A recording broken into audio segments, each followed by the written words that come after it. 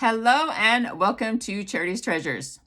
Today is Definition Tuesday, and the words that we will be discussing today are premonition and foreboding. So right now I'm just going to give you those definitions.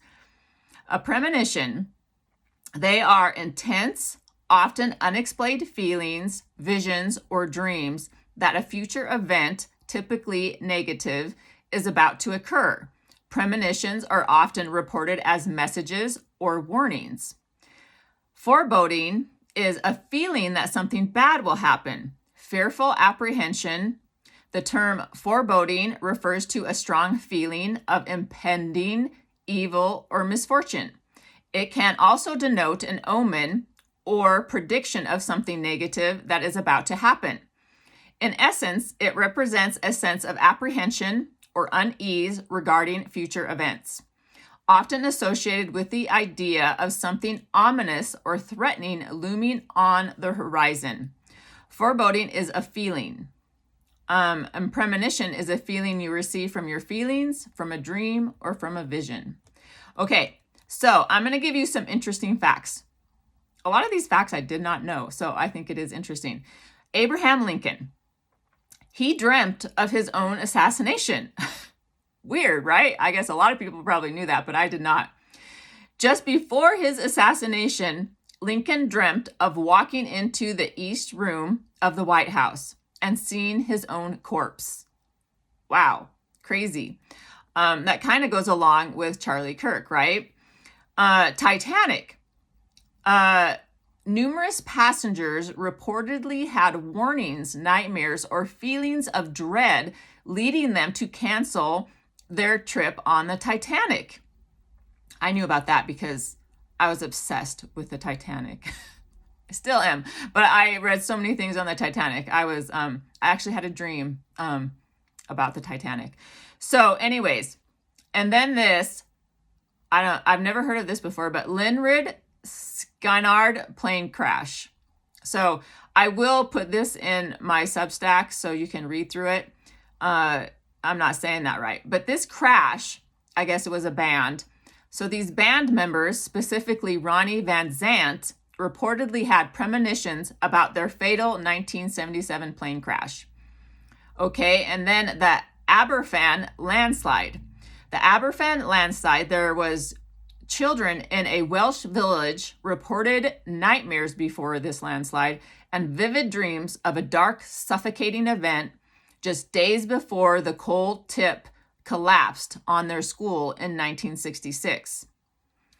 I just found that out today, but it's interesting. The JFK assassination.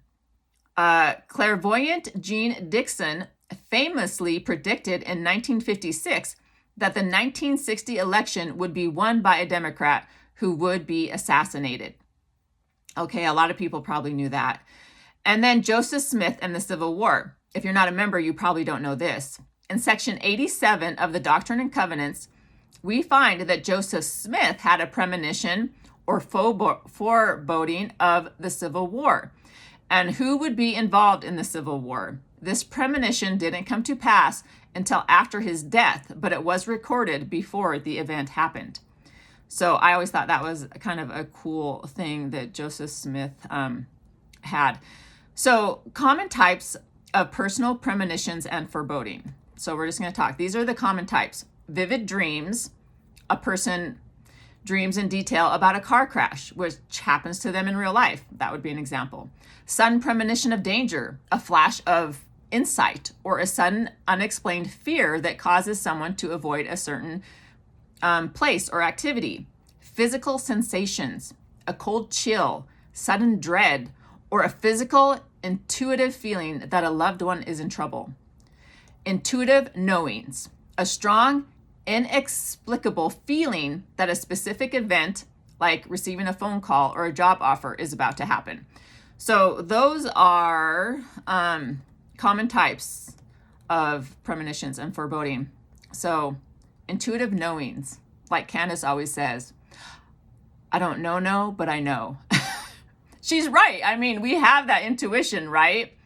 So, this is important for Candace to watch this episode today because of what I'm going to be talking about tomorrow concerning her. And so, yeah, Candace, make sure you watch this episode so you can be prepared for tomorrow. Okay, so I'm going to give you a few premonitions and forebodings that I had in my life. So my son fell, okay? When my son was in grade school, I had a dream that he fell through metal bars. And after he fell, he broke something in his body. After he broke that something, I went to help him. In the dream, I did not know what part of his body was broke. After he fell, he lay limp in my arms as if he had no life. Then, when I was in the process of helping him, I blew in his mouth. This was in the dream. And immediately after I did, it was as if he had life again. Okay? So when I had this dream, I told my now ex-husband about the dream because I was worried that he was going to get hurt. So I was like, I had this dream and I don't know if it's going to happen or not, but I'm kind of thinking something's going to happen. So I wasn't worried that he was going to die because in the dream he didn't die. But I did not tell my son about the dream, but I remember telling him, be careful when you're playing or in activities, just be careful, when you're engaging in play and activities. So I didn't want to scare him, but I kind of had the feeling that I needed to warn him. He probably didn't even pay attention to me. But, 3 weeks after I had this dream, he was at school and I received a phone call from the school. And they informed me that he was playing on the monkey bars at recess, and in the midst of his playing, he fell off the monkey bars. So after his fall, they realized he had broken his collarbone. We picked him up from the school to bring him to the hospital. And on the way there to the hospital, he passed out in the back seat. And we couldn't wake him up. He was just out, he was just, yeah. So when we got to the hospital, I sat close to him, trying to wake him up. Finally, he began to wake up. They gave him his diagnosis, and then they gave him a sling for his collarbone so it could heal. So I realized that my dream came to pass. This was a premonition combined with foreboding, right? My nephew. Before my nephew suddenly died in May 2011, I had a dream at the end of March, previously that March. In this dream, I was in a hospital room and I was with my family. We were sitting around a hospital bed. Someone was lying in the bed covered in a white sheet, but we could not see who it was because he was completely covered. Well, in the dream, I didn't know if it was a he or a she. So I did not know who was covered in the white sheet in the dream. But my thoughts when I woke up were that this person who was covered had died or was dead. So and then back to the dream, after visiting with members of my family in this room, I rose up from where I was sitting and walked through the door that was opened. After I walked through the door, I came to a larger room. And there were many people gathered in this room, and they were all sort of dressed in darker colors. And, but there was one person that wasn't dressed in a dark color. He was just dressed normally, like he always would be. And it was my nephew. So he stood there in front of me smiling. And he did not speak to me. I spoke to him, but he didn't speak to me. And as soon as I saw him and I spoke to him, I woke up from the dream. So after I had this dream in March, and he was smiling in that part of the dream. When I saw him in this big room, he was smiling and he seemed happy. So I didn't really think anything of seeing him in this room after I was in the hospital. So after I had this dream in March, I had told my mother about the dream because I tell my mother about all my dreams. And I told her, I think someone's going to die.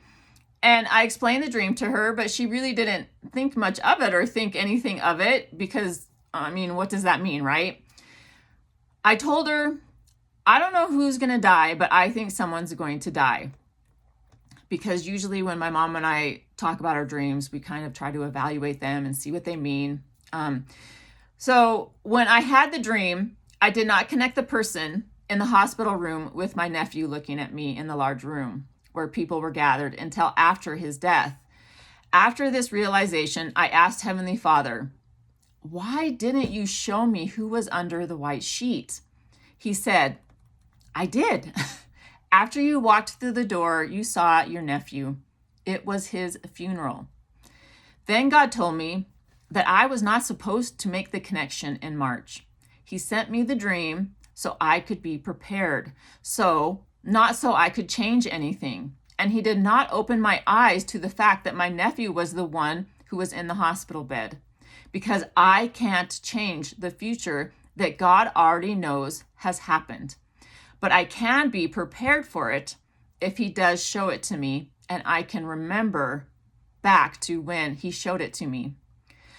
I was prepared to help my brother the best I could. But we don't believe the same things. So I don't know how much I helped my brother. I gave him a copy of the dream after my nephew's death because I had written the dream down in March.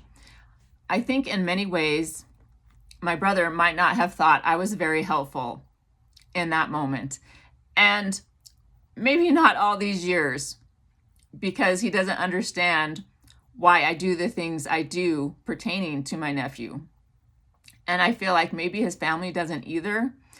And even though my brother is always grateful when I talk about my nephew or when I recognize him or when I built with my family the memorial of where in the tree where he died, because maybe they don't see and he doesn't see things the way I do.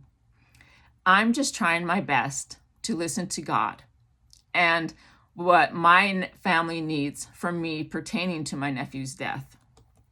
Even though this may be the case where they don't understand why I do the things I do, every year I have done something to make sure my nephew's memory stays alive, which is one of the reasons why I'm publishing this book this year, this series of books, because he is one of the main characters, and writing these books will bring him to life while he works on the other side of the veil.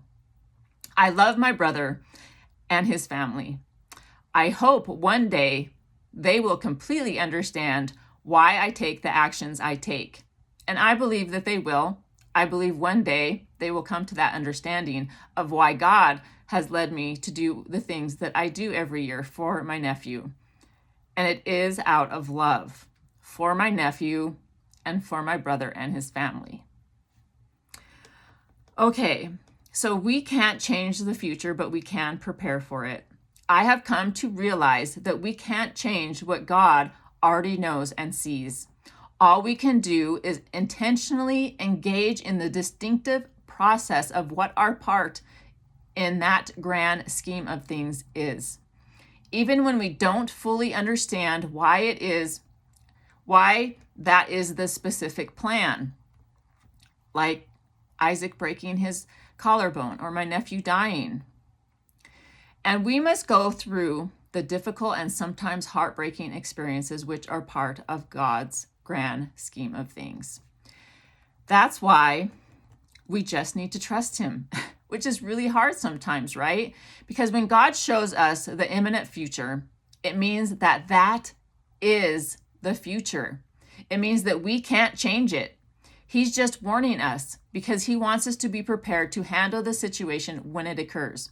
And sometimes the future he shows us are good things. I've seen many good things in the future, but these two words are more about not so good things. This is one thing I've learned about having premonitions, feelings, and dreams of foreboding. We cannot stop the future from happening, especially when God shows us the future, because he sees all things. He's just showing us part of those all things that will exist. He is all knowing. And if he chooses to prepare us for something so we are calm and patient through the event, then we can consider it sort of like a gift. Maybe many of you have had premonitions and feelings of foreboding. I don't think it's abnormal. And I don't think we have to think it's abnormal or strange. I think that we need to embrace the knowledge and understanding that God so freely gives us, because it might just get us through the most difficult circumstances, trials, and times in our life. So if God shows you something, consider it a gift. Consider it a preparation for whatever he has coming, for whatever he shows you.